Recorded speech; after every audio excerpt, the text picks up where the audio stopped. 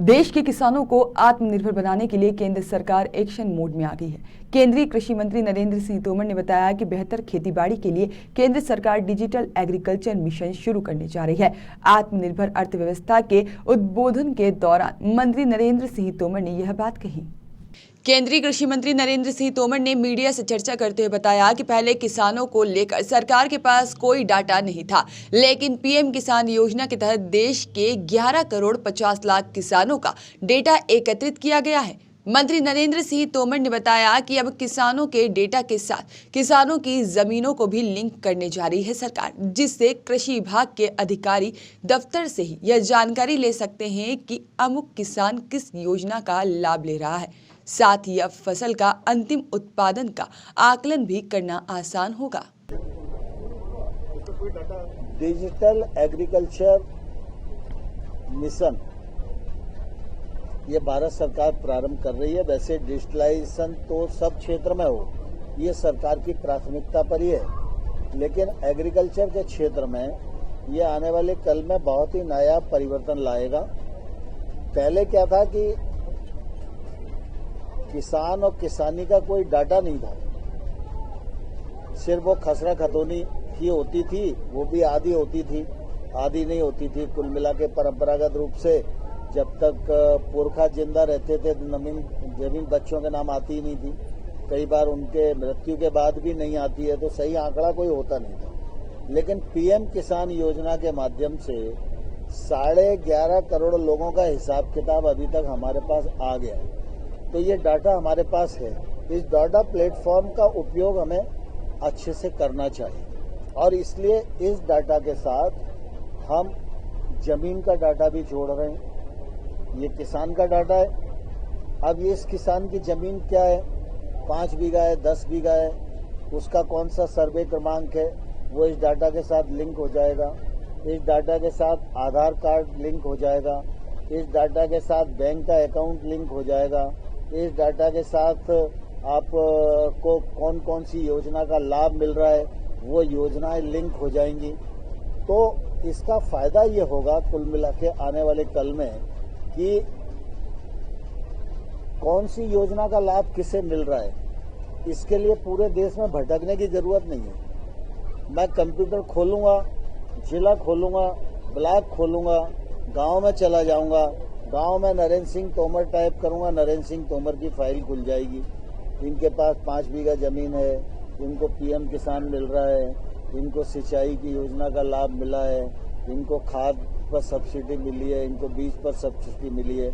और अगर इनको कोई लाभ देना है तो हमारे पास ऑलरेडी डाटा है, उस डाटा के माध्यम से वो लाभ भी दिया जा सकेगा। फिर डिजिटलाइजेशन होने के कारण ये फायदा होगा कि अभी ये फसल का अनुमान करते हैं। जब फसल आती है ना, तो पहला अनुमान होता है, फिर दूसरा अनुमान होता है, फिर तीसरा अनुमान होता है, और फिर एक अंतिम अनुमान भेजा जाता है। तो पहले राज्य सरकार क्या करती है, 100 टन होगा, फिर दूसरे अनुमान में 200 टन होगा, फिर तीसरे अनुमान में 250 टन होगा, फिर चौथे अनुमान में कुछ है और हो कुछ जाता है। तो ये क्या है कि टेक्नोलॉजी इसमें बड़ी सहायक है। कुल मिला के जब ये डिजिटलाइजेशन हो जाएगा तो मैं तय करूंगा एक गांव 2 गांव के लिए कोई व्यक्ति वो अपना मोबाइल लेके उस गांव की जमीन पर खड़ा होगा। उस गांव में जो लॉन्गिट्यूड है वो भी उस मोबाइल में होंगे। तो जैसे इस जगह पर खड़े होकर अगर मुझे कोई भी जानकारी अपलोड करना है तो लॉन्गिट्यूड यहीं के होंगे, तो मुझे यहाँ खड़ा होना पड़ेगा। यहाँ खड़ा होकर मैं फोटो खींच के और बता दूंगा कि ये इतने बीघा का खेत है, ये विष्णुदत्त शर्मा जी का खेत है और इसमें इनने चना बोया हुआ है। फोटो अपलोड हो गई, मेरे पास रिकॉर्ड आ गया, शर्मा जी के खेत में 5 बीघा में चना बोया हुआ है। तो क्या है, हमारे पास एडवांस जब जानकारी होगी तो सरकार को चना कितना पैदा हो रहा है इसको प्लान कर सकती है। और इसी के साथ ही चना अगर सरकार को खरीदना है तो हम उसका प्लान कर सकते हैं। राज्य सरकार भी अपने हिसाब से प्लान कर सकती है। फिर इसी प्रकार से अगर फसल में नुकसान हो गया प्राकृतिक आपदा के कारण, तो ये टेक्नोलॉजी उसमें भी मदद करेगी। तो कुल मिला के पूरा डिजिटलाइजेशन हो जाएगा तो जो किसान को बेचारे को इधर उधर भटकना पड़ता है उससे बचेगा, भ्रष्टाचार पर नियंत्रण लगेगा। अभी किसान लोन लेने जाता है तो वो 40 बैंकों का खर्रा बैंक वाला पकड़ा देता है, जाओ नो ड्यूज करा लो। अब वो 40 बैंकों में घूमता रहता है, बैंक वाला तो फ्री होता नहीं। अब ये टेक्नोलॉजी आने से ये होगा डिजिटलाइजेशन से कि बैंक वाला जाएगा, मेरा खाता खोलेगा, उसमें बैंक लिंक है, मेरा अकाउंट कहाँ है, उसमें मेरे पे कर्जा अगर है तो कर्जा वो नो ड्यूज नहीं होगा कि भाई तय कर सकता है बैंक वाला कि तुम पे कर्जा है इसलिए तुम्हें लोन नहीं देंगे। नहीं, मैंने व्यापारियों की भी बात की, किसानों की भी बात की और मैंने ये भी कहा कि किसान और मजदूर और गरीब आदमी ये देश का सबसे बड़ा उपभोक्ता है। उपभोक्ता के पास क्रय की ताकत होगी तो ही बाकी सारे कामकाज चले। इसलिए जो उपभोक्ता है, गरीब है, उसकी ताकत हमको बढ़ाना चाहिए और उसका जीवन सुगम हो। मानव जीवन की जो आवश्यक सुविधाएं, मौलिक सुविधाएं, मकान है, घर में रोशनी है, पीने का स्वच्छ पानी है, घर में शौचालय है, आजीविका है, ये सब चीज अगर उसके पास ठीक होगी तो बाकी कामकाज ठीक करेगा तो सारे देश का घटना चक्र ठीक चलेगा।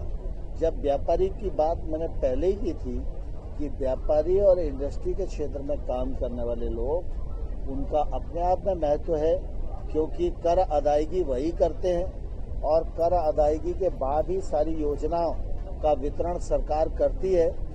और एमएसएमई के क्षेत्र में भी मैंने बताया था कि कोविड के पीरियड में भी भारत सरकार ने इमरजेंसी क्रेडिट गारंटी योजना बनाकर उनको लोन उपलब्ध कराया था और ये लोन उस समय 50,000 करोड़ रुपए का था। अब इसकी सीमा को बढ़ाकर 5 लाख करोड़ कर दिया है। तो निश्चित रूप से एमएसएमई छोटे छोटे काम खड़े होंगे तो लोगों को रोजगार के अवसर खड़े होंगे।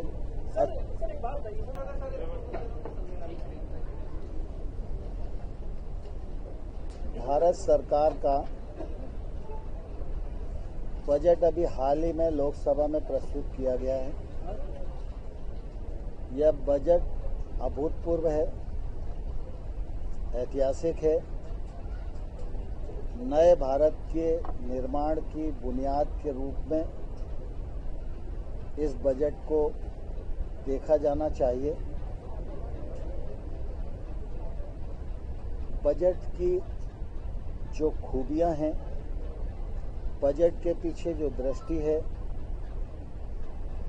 भविष्य का जो दृष्टिकोण है और बजट के लोक हितकारी जो प्रावधान हैं वो आम जनता तक पहुंचे और आम जनता को बजट के उन प्रोविजंस का लाभ मिले।